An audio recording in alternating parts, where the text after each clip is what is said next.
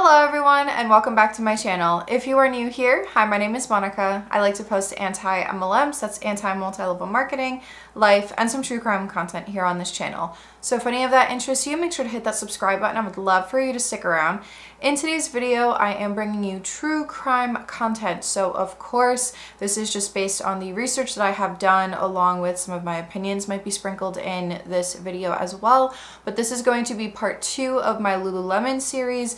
This, as I said, is going to be the true crime portion. Part 1 was more about the company itself. If you don't know much about Lululemon, or if you didn't watch part 1, they started off as selling yoga apparel and have now moved on to selling athleisure wear that is incredibly expensive in my opinion. Some leggings are over $100, but most are in the, I've seen some at $78, but most of them are between $90 to $100 range-ish kind of area. The founder of the company, who no longer has any affiliation with Lululemon, is highly problematic to say the least. He said things like Lululemon leggings aren't for every body type because it all depends on the rubbing in the thighs, which, I mean, if you're paying $100 plus for a pair of leggings, you expect them to be good quality. On top of that, a lot of things he said about women, which is ironic given that Lululemon is predominantly targeted towards women, seemed like he believes we are fragile little girls or something like that.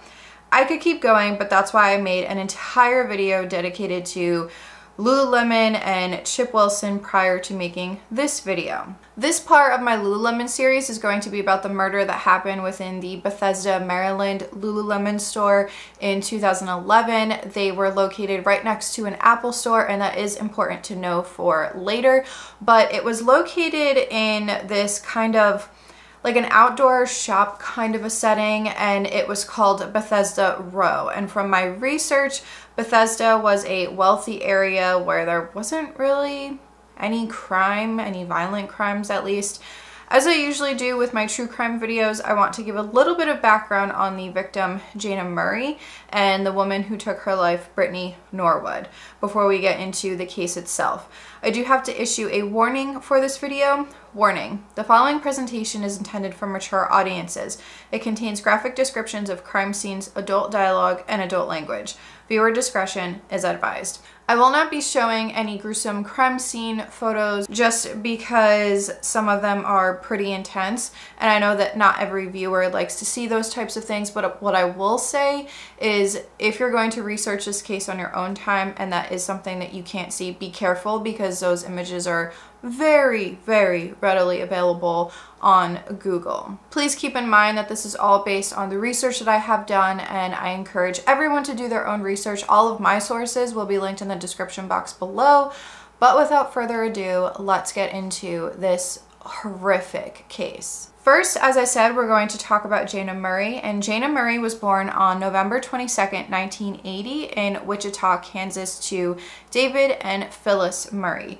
Jayna also has 2 brothers named Hugh and Dirk Murray. She grew up in Texas and attended St. Louis University in Madrid, Spain for 2 years before she graduated with her bachelor's degree from George Washington University in Washington, D.C.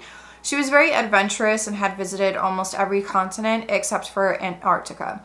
There is a video that shows her bungee jumping for her 30th birthday, and it's titled "Learning to Fly on My 30th Birthday." Jayna Murray was fearless.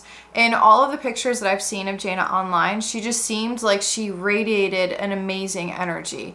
Before her murder, she was 2 months away from finishing her Master's of Communication and Master's in Business Administration from Johns Hopkins University, which is also located in Washington, D.C. She worked for a company called Halliburton for 5 years.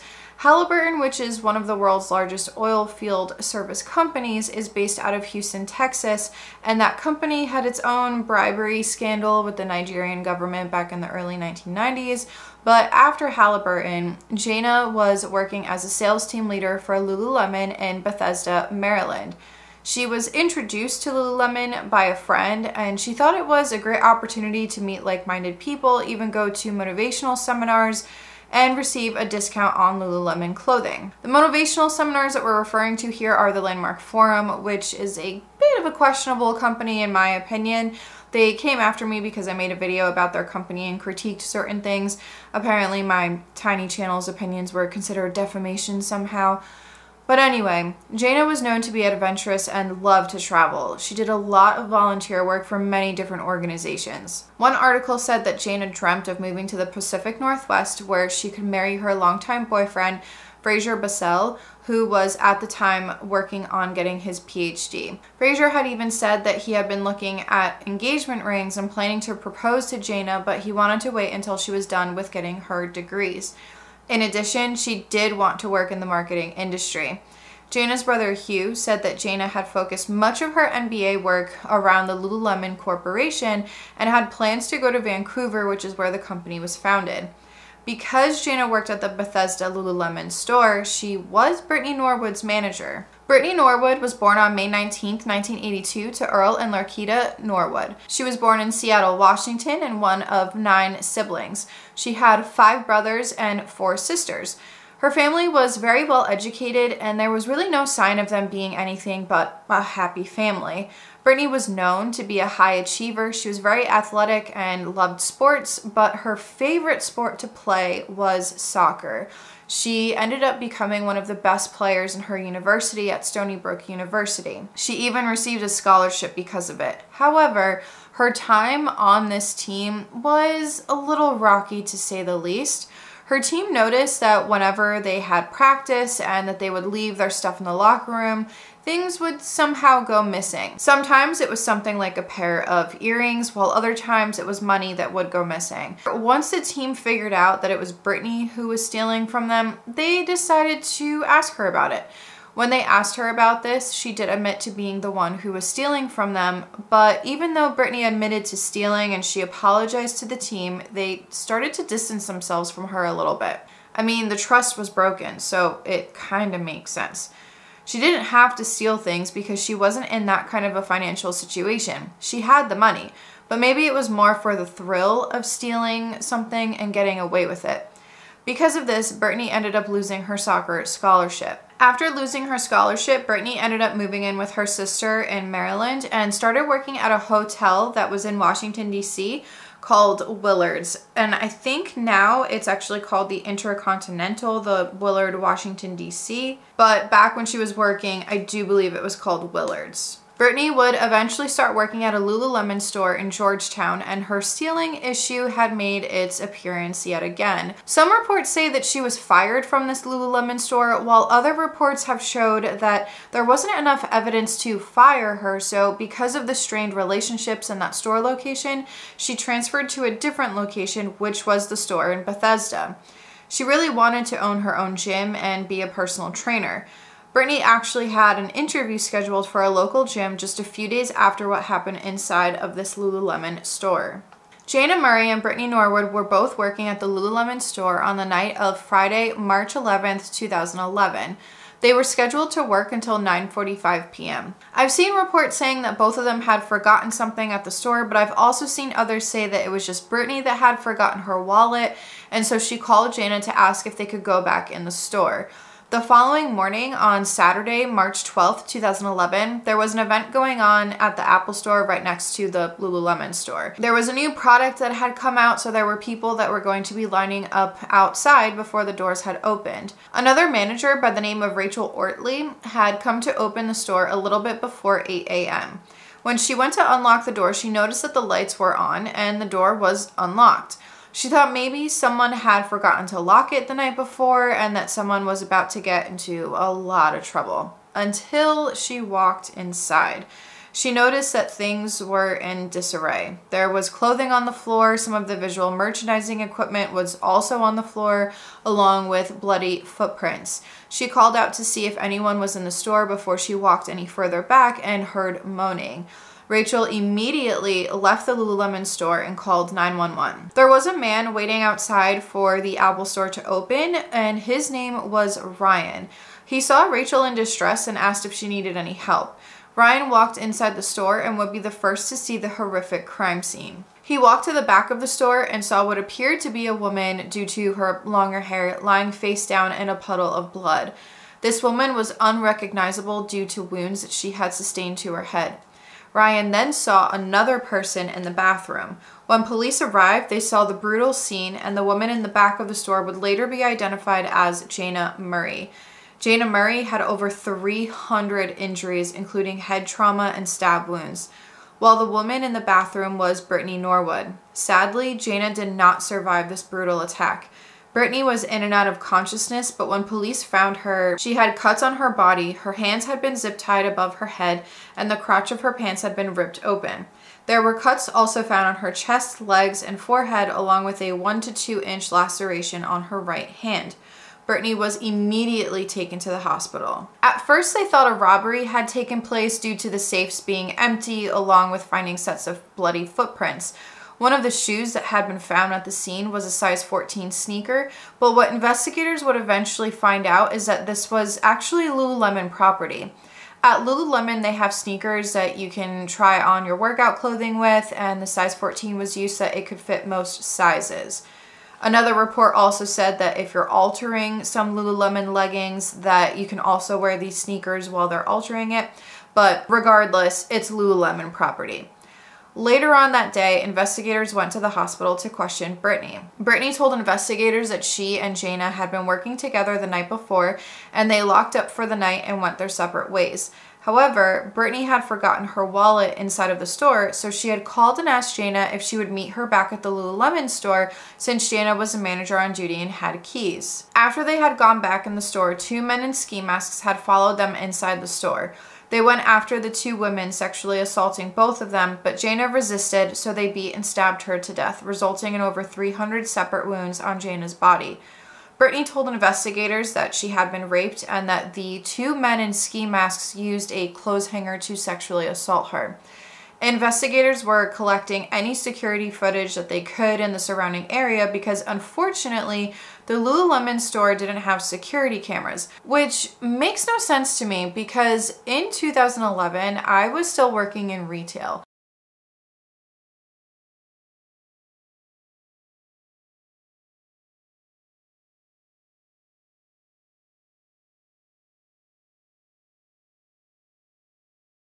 But the store that I was working at in 2011 wasn't a high-end store like Lululemon. So I am very, very shocked that they didn't have any kind of security cameras around the store or anything like that. I don't know if maybe it was just the area that they were in. Maybe they didn't experience a lot of crime or a lot of theft or anything like that. But neither did I really where I was working. They were busier areas where I was working, so maybe that's why there were security cameras and stuff. But I don't know, it's just, it's weird to me to know that a store that is, in my opinion, selling luxury items because you're selling leggings for $100, you would think that they would have security footage, but they didn't. However, the Apple store next door did. Once investigators found out that the Apple store next door did have security cameras, they asked if they could review it, and within that footage, they found these 2 men that Brittany had mentioned when she gave her statement to the police that had passed by the camera in front of the store. Investigators offered a $150,000 reward to anyone who knew who these 2 men were, and they decided to just kind of hang out in the area, stake out the area to see if maybe the 2 men would walk by again. Eventually, 2 men did appear, and they looked like the men in the security footage, so police decided to question them.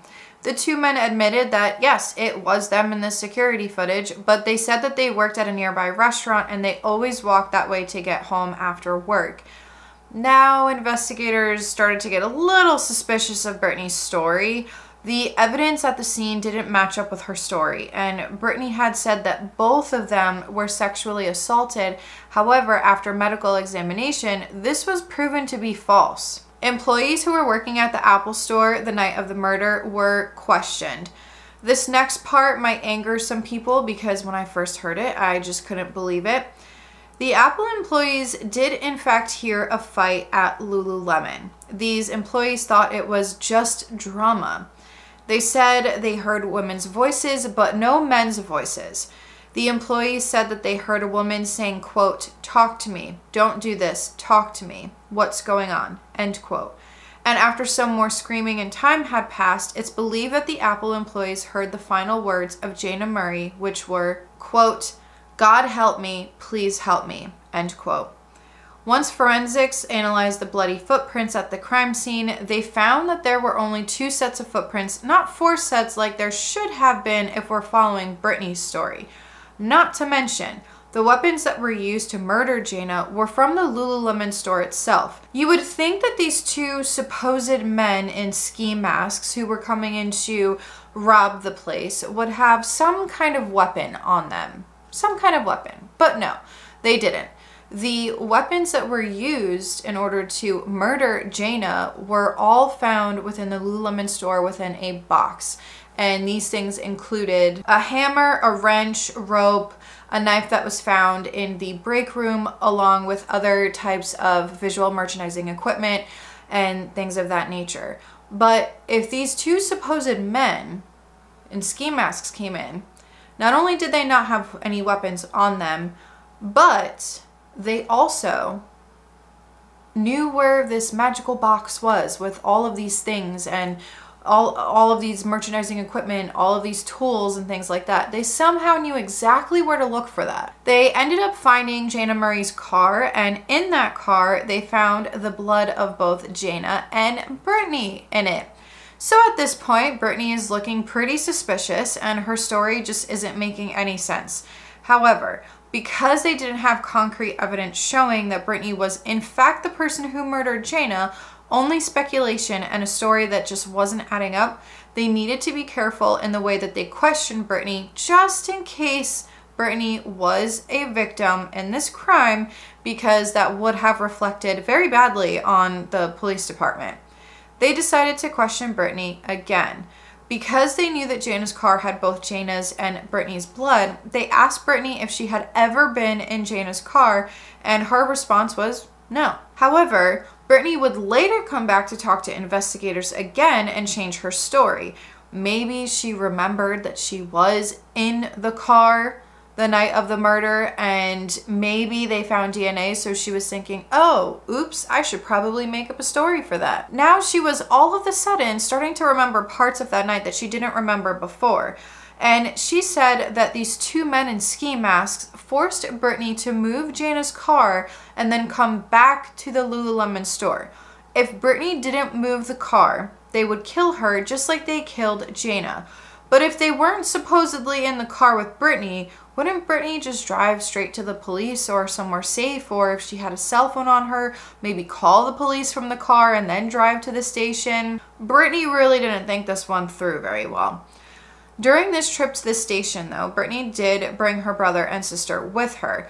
Police decided that maybe they could somehow use this to their advantage. Police left the room and left the siblings together. The brother did end up asking Brittany if she had anything to do with this. Her response was that she didn't want to talk there. That looks a bit suspicious.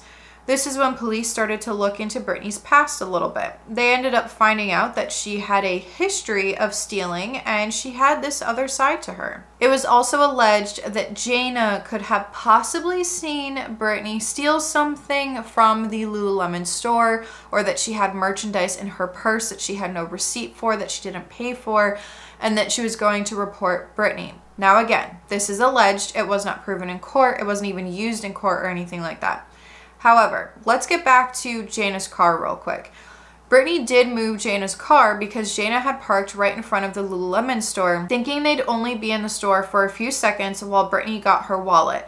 While she was moving the car, she decided to wear a baseball cap in order to hide the wound that she had on her forehead that was from Jayna trying to fight back. But she left that baseball cap in Jayna's car when she walked back to the Lululemon store. Brittany cut Jayna's pants. She did use a hanger to try to make it look like there was some kind of an assault. She then put on the size 14 sneaker and walked around the store to create the bloody footprints to make it look like a man had been walking around the store. After this, she staged her own assault. The cuts on her were self-inflicted, and she even zip-tied herself. Once she zip-tied herself, she laid down in that bathroom and waited until someone discovered her and Jayna. Brittany Norwood was arrested on March 18th, 2011 for the murder of Jayna Murray. Some reports have said that she was actually arrested the day of Jayna's funeral. One of the other horrific things about this case is that photos of Jayna at the crime scene had been sealed due to what had been done to her. An open casket was not an option. I just cannot imagine being her family, friends, and mostly her parents who couldn't see Jayna one last time, all because of the person who ended her life. The Maryland State Attorney did say during the trial that it was a very brutal attack on Jayna. They calculated that the attack lasted about 16 minutes and that Jayna had been alive for the entire attack. Jayna suffered from 100 defensive wounds. The medical examiner said that the last wound was the one that killed her, and that was a stab to the back of the neck that severed her spinal cord. During the trial, Britney's attorneys didn't dispute that she had killed Jayna. They were trying to paint this picture that Britney just snapped. This was due to them trying to say it wasn't premeditated and that the information about her possibly stealing and Jayna catching her was inadmissible in court because she had never been formally talked to or written up for this, so it was considered hearsay, which means her attorneys were saying that there was no motive for the murder. It took the jury 1 hour to deliberate, and in January of 2012, they found Brittany Norwood guilty of first-degree murder. The judge sentenced Brittany to life in prison without the possibility of parole. During the trial, Judge Greenberg had some things to say about this murder and Brittany. He described the murder as cold-blooded, brutal, calculated, deliberate, devious, and malicious. Brittany did address the courtroom and talked about how she was so sorry, and eventually her family would try and ask for at least the possibility of parole. And Judge Greenberg not only called Brittany one hell of a liar, but also that he believes she's a deeply troubled woman. Once the discussion about the possibility of parole came out, Judge Greenberg said to Brittany, quote, "You will live. You will see another sunrise, another sunset. It may be through a prison window. There will be Christmases, there will be telephone calls, there will be visits. The only visits Jayna Murray will have are those to her grave," end quote. Brittany Norwood did file for an appeal, and this was because she said she wasn't read her Miranda rights when she confessed, along with the testimony of one of the officers at the trial was too opinionated. However, this appeal was denied. There was a foundation set up in Jayna Murray's name, which I'll leave linked below. The foundation takes the donations that they receive, whether that be from friends, corporate partners, or even fundraising events, to give out annual scholarships to schools and organizations that contributed to Jayna's academics, athletics, faith, travel, fine arts, and overall personal growth. The goal of the foundation is to promote the interests and passions of Jayna because they were part of a defining part of her life. Jayna Murray was posthumously awarded dual degrees on May 27th of 2011. Her parents received the degrees for their daughter, which were a Master's of Business Administration from Johns Hopkins University and a Master's of Arts and Communications from Johns Hopkins University. At the graduation ceremony, Jayna was honored in a speech by Lloyd Minor, who was the Senior VP of Academic Affairs at Johns Hopkins. He said, quote, "Jayna was an important contributor to this class academically, but she gave so much more in her spirit and her enthusiasm. Something we can celebrate today is a certain knowledge that Jayna's life and achievement will always have a positive influence on her nephews," end quote. I think it was absolutely beautiful that she was honored at graduation along with still receiving her 2 degrees. And along with that, the Lululemon store in Bethesda was open for many years after the murder, and they ended up putting a stained glass mosaic in the storefront window that had the word love in it in honor of Jayna. And eventually, when the store relocated into a different area of Bethesda, they unfortunately could not take the mosaic with them because it wouldn't fit in the new storefront. So what Lululemon ended up doing was sending this mosaic to the Murray family in order for them to be able to have it. So I thought that was, as much as I don't like a lot of things about Lululemon, I thought that was a very beautiful thing for them to do and a really great way to honor Jayna and her memory. So that is all that I have for you guys today. So let me know what you guys think about this case. Let me know what you think about what had happened in the store, how Brittany tried to cover it up, and she just really did not plan this out very well because there were so many holes in her story. There were so many confusing twists and turns. What did you think about the Apple Store employees that didn't do anything? There was a lot of outrage from the public about that because a lot of people, I did read some articles saying that a lot of people were saying that maybe they should be tried as well because they didn't do anything. But at the end of the day, yes, they heard the screaming and the shouting, and yes, they should have called the police and everything, especially after hearing what Jana was saying.